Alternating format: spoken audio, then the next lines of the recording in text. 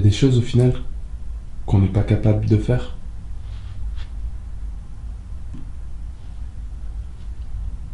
Instinctivement, j'ai envie de dire oui. Bien sûr qu'il y a des choses que tu n'es peut-être pas capable de faire, mais moi, personnellement, pour pas me brider, pour être sûr que j'agis pas en fonction de ce que je crois être capable de faire, au lieu d'agir en fonction de ce que je suis réellement capable de faire, hein, dès que j'ai un projet qui me vient instinctivement en tête, je me dis que je suis capable. Mais bien sûr que dans l'absolu, si tu préfères, il y a des choses qu'on n'est pas capable de faire. D'accord ? Une chose qui est capable, qui est possible pour une personne n'est pas forcément possible pour toute l'humanité. Ça, on est bien d'accord là-dessus. Mais moi, dès qu'instinctivement un projet vient à mon esprit, je fais tout pour faire taire cette petite voix intérieure qui a tendance à nous dire « tu n'es pas capable, tu n'es pas à la hauteur, tu n'as pas un assez bon diplôme, tu ne parles pas assez bien, tu n'es pas assez bien né pour réaliser telle carrière ou tel projet. » Donc je la fais taire systématiquement. Et c'est un exercice. En fait, c'est un exercice parce que il y a une voix presque instinctive aussi qui peut tendre au rabaissement, au découragement, au manque de confiance. Et il y a des exercices vraiment très concrets qui permettent de s'entraîner à faire taire cette petite voix. Qu'est-ce qu'elle fout là, cette voix? Pardon ? Qu'est-ce qu'elle fait là, cette voix? C'est-à-dire ? Pourquoi elle est là? Pourquoi on l'a tous? Tout simplement parce que elle provient certainement de l'éducation, en fait. Et cette voix-là, sache-le, alors tu dis on l'a tous, effectivement, on a tous peut-être un penchant naturel vers cette voix négative et rabaissante, mais selon l'éducation que tu as eu la chance d'avoir dans tes premières années, cette petite voix, elle n'aura pas exactement le même discours. Et pour moi, de parmi les gens qui réussissent le mieux, et pour dire ça, on peut se baser sur les témoignages de grand nombre de personnes qui ont atteint les top performances dans leur domaine, eh bien, selon ce qu'elle te dit, cette petite voix, tu auras des résultats plus ou moins concluants. Et si tu arrives à faire en sorte que cette voix, elle passe du « t'es nul, t'es pas assez bon, t'es un âne ». Je parlais avec une personne ce matin qui me disait « moi, ma mère, toute mon enfance, elle m'a dit « t'es une hamara ». Pour ceux qui ne comprennent pas l'arabe, hamara, ça veut dire « t'es une âne, t'es une ânesse », on dit comme ça. Hein. T'imagines? C'est dingue. Et sa mère lui a avoué plus tard, lorsque cette personne a grandi, « ma fille, si je t'ai répété ça toute ton enfance, c'était pour te donner de la force. » Alors là, je lui ai dit, pour le coup, preuve que les parents se trompent parfois, par bienveillance. Hein. Il se peut que les parents se trompent et on va parler de maladresse pour le coup, pour faire honneur aux parents qui, en général, c'est vrai, veulent le bien de leurs enfants. Et à force qu'on t'a répété que tu étais nul en classe de troisième ou en classe de première parce que tu n'étais pas bon en maths, tu as fini par y croire. À force que tes parents t'ont dit t'es un âne, malheureusement, et c'est la manière dont fonctionne notre cerveau, tu as fini par y croire. Et ta petite voix, justement, elle va être fonction de tout ce qu'on t'a fait croire que tu étais capable de faire ou pas capable de faire. Et si tu as eu la chance d'avoir une éducation où on t'a poussé à l'action, on t'a fait croire en tes capacités, on t'a dit que tu étais capable, ou quand tu as chuté, on t'a dit que c'était normal, qu'il suffisait juste de te relever et d'essayer encore et encore jusqu'à ce qu'un jour tu parviennes à ton objectif, arriver à l'âge adulte, là où la grande partie de ton existence se joue, là où tu prends tes propres choix, ou là où tu commences à voler tes propres ailes, une fois arrivé à cet âge adulte, ta voix, elle ne te parle pas de la même manière que celle à qui on a répété que c'était une ânesse durant toute son enfance. Donc c'est un travail. Et quel que soit ton état, maintenant, on peut redresser la barre. Ça se travaille sous forme d'affirmation, on se répète sous forme de mantra, des phrases du style « je suis capable de faire telle chose, je peux y arriver, je suis assez intelligente, je vais faire telle chose ». Et ça se travaille aussi sous forme de visualisation, c'est-à-dire en bombardant quotidiennement du matin au soir ton esprit. Donc tu vas bombarder ton esprit d'images positives, d'images de réussite. Alors qu'avant, peut-être, dès le matin, quand tu te levais, la première chose que tu te disais, c'est « Waouh, quelle journée que j'ai pas envie de vivre, dans un métier que j'aime pas, avec des collègues que j'aime pas, avec des gens dans le métro que je vais croiser, donc j'aime pas la tronche qui tire. » Sans te rendre compte que toi, tu as la même tronche que. C'est vrai. C'est vrai, hein, malheureusement. est-ce qu'il y a un âge où c'est trop tard? Alors je suis pas très vieux, donc déjà à mon âge, au stade où je suis arrivé, je te dirais c'est pas trop tard. C'est-à-dire que les personnes qui sont de ma génération, que j'accompagne, que j'aide à transformer leur vie, à aller vers une vie qui les inspire plus, à sortir d'une routine, d'une rengaine dans laquelle ils s'étaient enfermés pendant trop longtemps et qui a fait qu'ils se sont perdus complètement. Je leur dis que c'est pas trop tard et j'y crois forcément parce que c'est pas trop tard. Après, je pense qu'il est trop tard le jour où t'as plus la force. Et alors, oui, je peux dire sur ton lit de mort parce que là, du coup, ouais, effectivement, il est trop tard pour pas mal de choses. Mais le jour où t'as plus la force et l'énergie de réaliser tes rêves, quels qu'ils soient, là on peut dire qu'il est trop tard.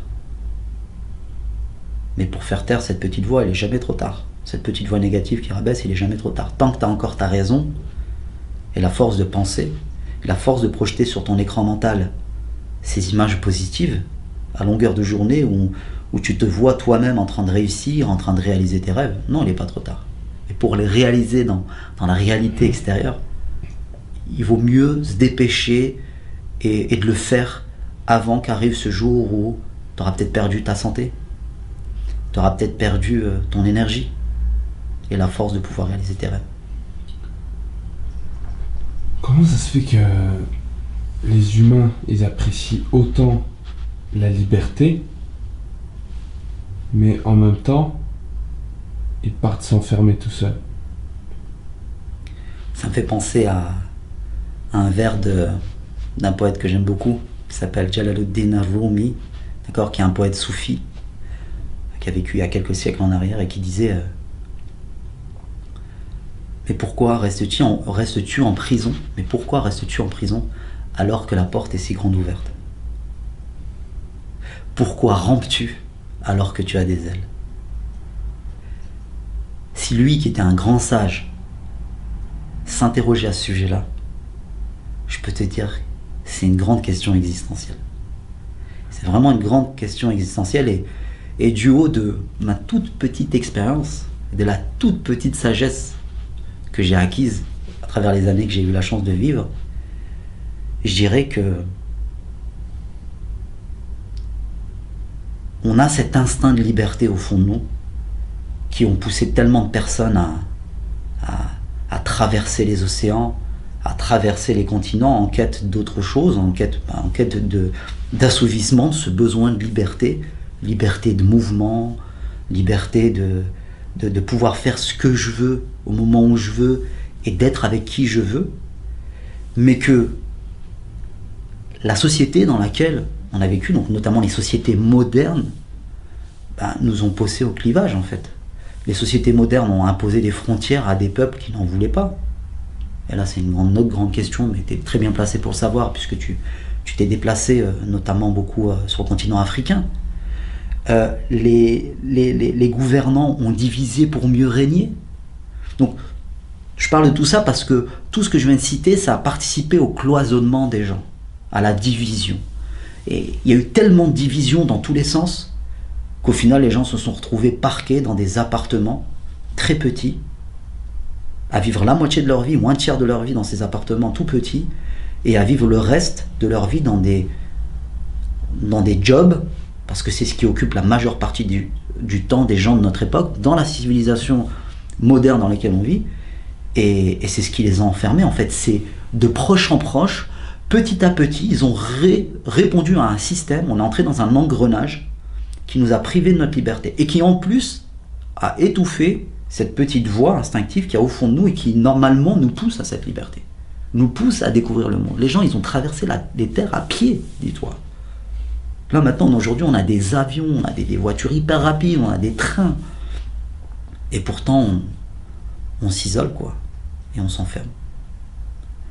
Donc je suis désolé de ne pas pouvoir aller plus loin, mais comme je te disais, Rumi, qui était déjà un grand sage, il s'interrogeait sur cette question. C'est vraiment un truc dont on pourrait parler pendant des heures et qui est vraiment passionnant, c'est vrai, parce que c'est une question, c'est une des questions à laquelle on doit essayer de répondre au mieux. Et c'est, je pense, un des grands aspects de notre développement personnel auquel on doit penser. Voilà. Pourquoi je reste enfermé alors que j'ai cet instinct de liberté qui me dit d'aller loin? La liberté, elle apporte quoi pour le cœur et l'esprit?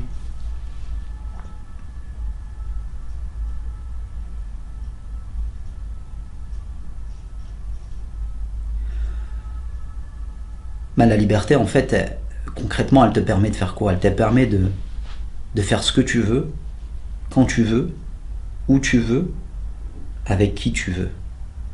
Et la liberté, c'est la liberté de choix. Et je pense que du coup, une des grandes conséquences de l'absence de liberté, c'est l'incapacité à faire ses propres choix. Et c'est ce qui mène aujourd'hui les gens dans la société moderne dans laquelle on vit à autant de frustration. C'est les gens n'aiment pas leur job, mais pourtant ils n'en changent pas. Et quand tu les interroges, ils te disent, c'est pas forcément vrai, mais ils te disent j'ai pas le choix. Parce que il y a l'instinct de liberté au fond d'eux, mais qui est tellement enfoui par les contraintes liées au monde moderne, par le manque de confiance en soi, par les peurs par lesquelles on nous canalise aussi, parce que la peur c'est un des grands instruments de domination des masses. Et les gens ont l'impression de ne plus avoir le choix. Et si tu sais écouter cet instinct de liberté qui est au fond de toi et que tu découvres qu'en fait tu as le choix, eh ben tu pourras quitter ce job qui te rend malheureux, qui te met la boule au ventre chaque matin pour faire le job qui t'inspire. Tu pourras quitter cet environnement dans lequel tu peux plus vivre parce que tu le supportes plus pour aller vivre dans un pays qui est plus en accord avec tes valeurs, qui va te permettre de mieux éduquer tes enfants, qui va te permettre d'avoir plus de soleil parce que tu es quelqu'un de solaire et que ça fait 10 ans que tu vis à Paname, sur la grisaille de Paname, alors que toi tu es fait pour vivre au soleil. Donc la liberté, ça te permet quoi? Ça te permet de vivre en accord avec toi-même et de vivre en accord avec tes rêves, avec tes passions et avec ce que ton cœur et ton intuition t'a dicté. Ça te permet d'être toi, tout simplement.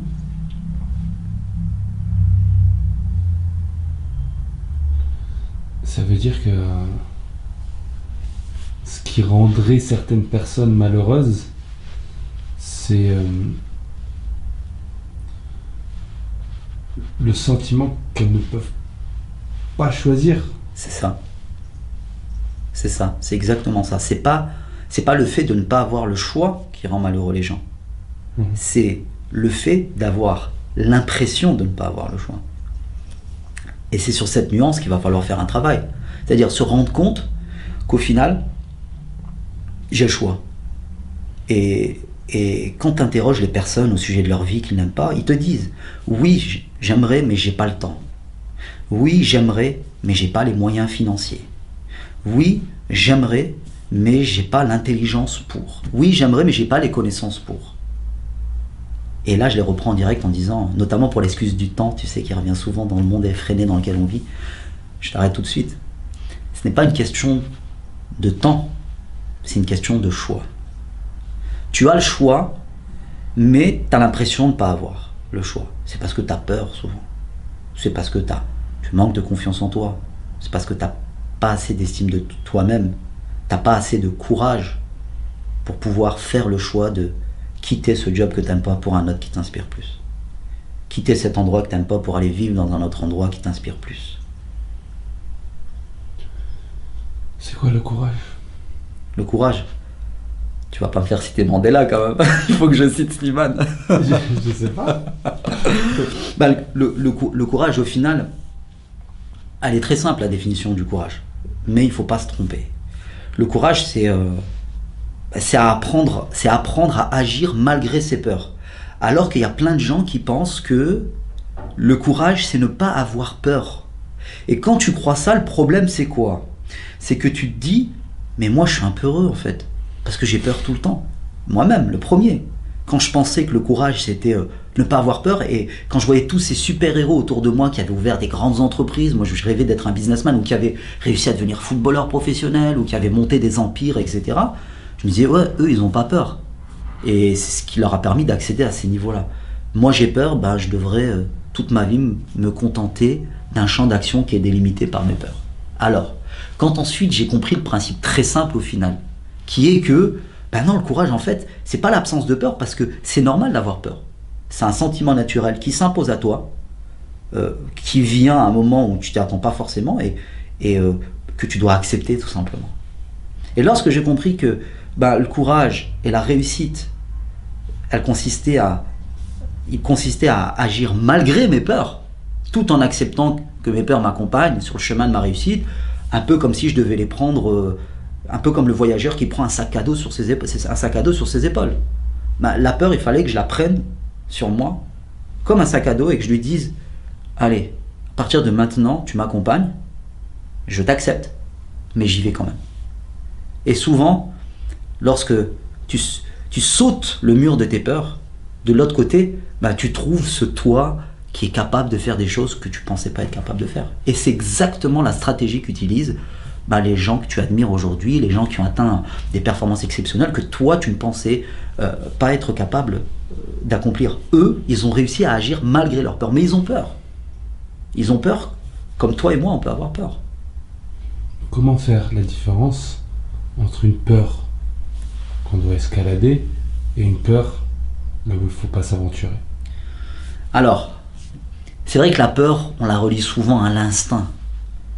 Et dans une éducation traditionnelle, on va dire, une éducation classique, d'accord, on te fait comprendre un certain rapport à la peur. On t'inculque un certain rapport à la peur. Et on te dit, c'est simple, mon grand ou ma grande, tu vas avancer dans la vie, continue, avance tant que tu peux, et à un moment donné, tu vas avoir peur.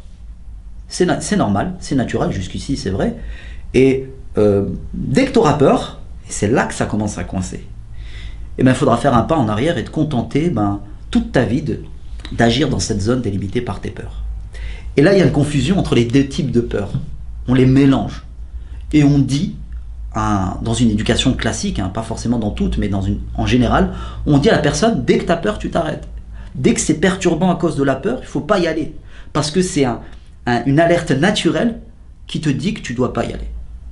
Moi, je dirais que parmi toutes les peurs qu'on serait amené à expérimenter, il y en a une toute petite partie qui concerne les alertes, qui t'indiquent que tu ne dois pas franchir cette zone délimitée par tes peurs. L'exemple le plus extrême pour un peu illustrer ce que je dis, c'est t'es au 10e étage d'un building, t'as pas de parachute, on va dire au 30e étage, t'as pas de filet de secours et on te dit saute. La peur naturelle, instinctive te dit de pas sauter, c'est normal. Mais au final, il y en a très peu des peurs de ce style-là. T'aventures pas, toi qui as beaucoup voyagé, dans une zone où il y a des bêtes féroces qui 10 fois sur 10 s'attaquent à l'être humain et l'engloutit comme si il s'agissait d'une gazelle ou d'un petit animal, quoi. Donc tu vas pas t'y aventurer. Donc ça, c'est la peur naturelle et instinctive. Mais la peur, de toute manière, elle est tout le temps, elle est naturelle. Mais très peu de ces peurs, en fait, t'indiquent des vraies limites que tu ne dois absolument pas dépasser. La plupart des peurs que tu seras amené à expérimenter, elles t'indiquent des fausses limites. Et c'est à toi de te dire que je ne cherche pas à tout prix à supprimer mes peurs, elles seront toujours là à m'accompagner, mais je n'accepte pas que mes peurs me dictent mes limites. Parce que les peurs que tu n'acceptes pas d'affronter, les peurs qui te séparent de tes projets par exemple, les peurs qui te séparent des grandes décisions que tu dois prendre dans la vie et dont tu sais que si tu arrives à accomplir ces projets, tu seras mieux, tu seras plus épanoui, plus accompli. Ces peurs que tu décides de ne pas affronter, elles t'empêchent d'être qui tu dois être, qui tu dois devenir, et elles deviennent tes limites. Et là, il va falloir que t'encourages en toi un espèce de phénomène d'auto-rébellion qui va te dire, à travers cette petite voix avec laquelle on se parle tout le temps, qui va te dire, je refuse à partir de maintenant que mes peurs me dictent mes choix et mes décisions. Parce que si mes peurs me dictent mes choix et mes décisions, elles vont dicter mes actions, elles vont dicter mes résultats du coup, et donc elles vont me dicter ma vie au final. Donc la plupart des peurs, elles ne t'indiquent pas des vraies limites que tu ne dois absolument pas franchir. Elles t'indiquent de fausses limites.